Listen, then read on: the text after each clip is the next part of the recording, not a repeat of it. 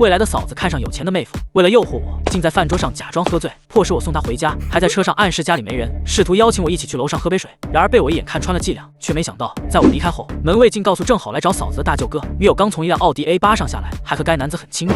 等一下，别说老哥没提醒你，你这个女朋友可不简单啊！刚才我看见她从一辆奥迪 A8上下来的，跟那个男的还很亲热的样子，你可得注意点。这女人啊，越漂亮越不安分，得自己长点心眼。唐明海听得一怔，随后脸色便沉了下来。你别胡说，倩倩和我感情很好的，我们马上就要结婚了。门卫见他不太高兴，也就不多说了。行吧，我就这么一说，又没说别的，进去吧。唐明海走进小区，脸色更是阴沉，因为他心里清楚，董云倩一直有点看不上他，觉得他家庭条件太一般，一年的工资甚至比不上那些富二代每个月的零花钱。不行，我必须把倩倩娶回家，这样出门也有面子。她要是和别的男人勾搭上了，我可忍不了。唐明海知道董云倩房子的密码，直接开门走了进去。董云倩看到唐明海，立刻起身笑脸相迎。怎么来了也不说一声，吃饭没有？唐明海尽可能克制着自己的情绪。你的电话怎么打不通？董云倩一脸茫然的道。打不通吗？不会吧，是不是信号有问题？你今天都去哪了？虽然唐明海很是克制，但他质问的语气和平时截然不同。董云倩不高兴了。你干嘛？一来就兴师问罪。我今天和菲菲一块逛街去了。只有菲菲吗？没别人了？你什么意思？董云倩有点心虚，她再看不上唐明海，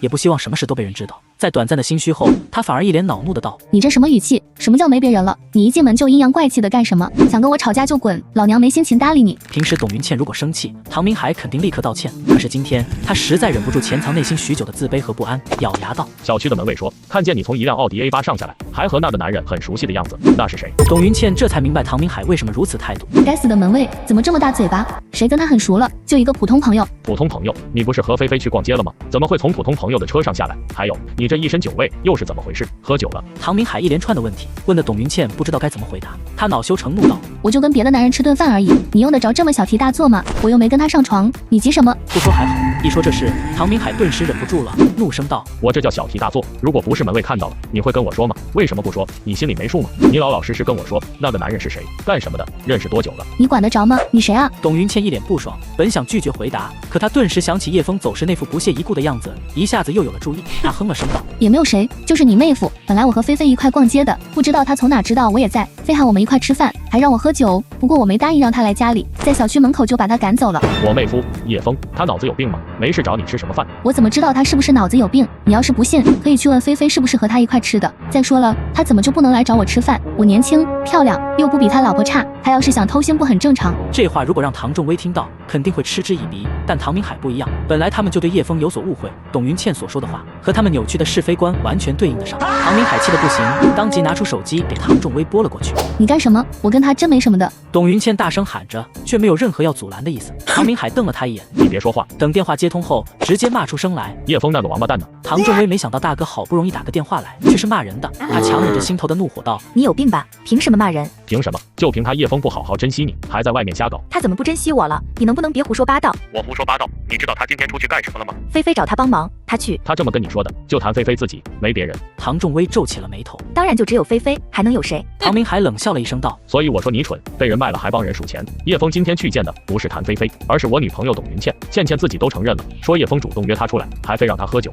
如果不是倩倩拒绝让她来家里，还不知道会发生什么呢。你胡说，叶枫不是那样的人。他是不是那样的人？我明白，你也明白，还装什么傻？你觉得我会闲着没事，非诬陷他？看在兄妹一场的份上，我不想把事情做得太难看。你和叶枫说清楚，如果他再敢找倩倩，我弄死他！什么玩意？唐明海说罢就挂断了电话。唐仲威放下手机，怔怔地站在那。虽然他不愿意相信唐明海的话，可大哥说的也没错，闲着没事，他干嘛要诬陷人呢？平心而论，董云倩很是漂亮，还年轻。想着想着，唐仲威的心就乱了。老板，我装好了，你帮我称有多重吧？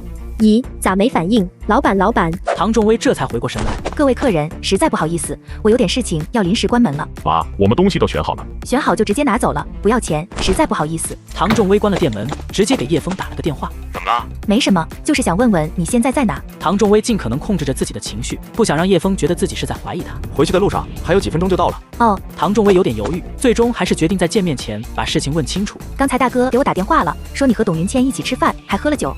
我到那才知道董云倩也去了。叶枫说完便反应过来，不禁笑着问道：怎么吃错了？我才没有。唐仲威下意识否认，同时也为丈夫的坦诚感到高兴。就他这淡定的语气，要说有什么歪心思，怎怎么可能呢？唐仲威稍微松了口气道，就是大哥很不高兴，我怕他去给你找麻烦，所以打电话提醒一声。没事的，他要真来了，我和他说清楚就是了，我马上就到，见面再说吧。对叶枫来说，这只是一件不值一提的小事。倘若唐明海真找上门来，他并不介意把董云倩那点小心思抖出来。没多久，叶枫停好了车过来，见店铺关门了，不禁有些愕然。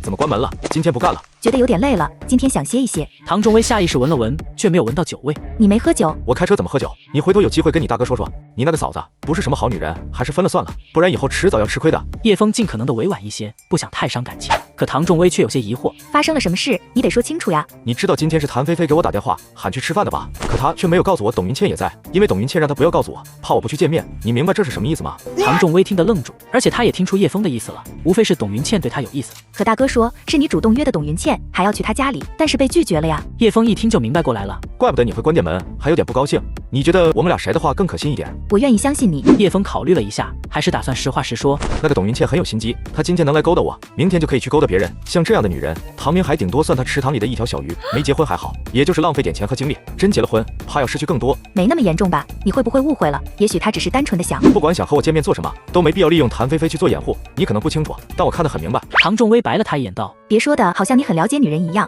天天窝在家里又没见过几个人。”叶枫哭笑不得，他可是来自于数十年后，那会儿可比现在开放多了。行吧，不管你说的是真是假，以后有机会我会提醒他的。叶枫笑着过来搂住他，看你这样子，是不是吃醋了？搞得连水果都没心情卖了。唐仲威下意识想否认，但是看着叶枫那张脸，他哼了声道：“我就是吃醋了，我就想一个人霸占你，谁也不能和我一起分享。”唐仲威说出如此霸气的宣言，让叶枫着实有些意外。放心吧，我是你一个人的，没有人可以把我从你身边抢走。我看过黄历了，下个月12号是最好的日子，到时候我们举办婚礼吧。好，我都听你的。走，既然提前下班，那我们去看看婚纱。两人开车来到一家专门定做高端婚纱的奢华店铺。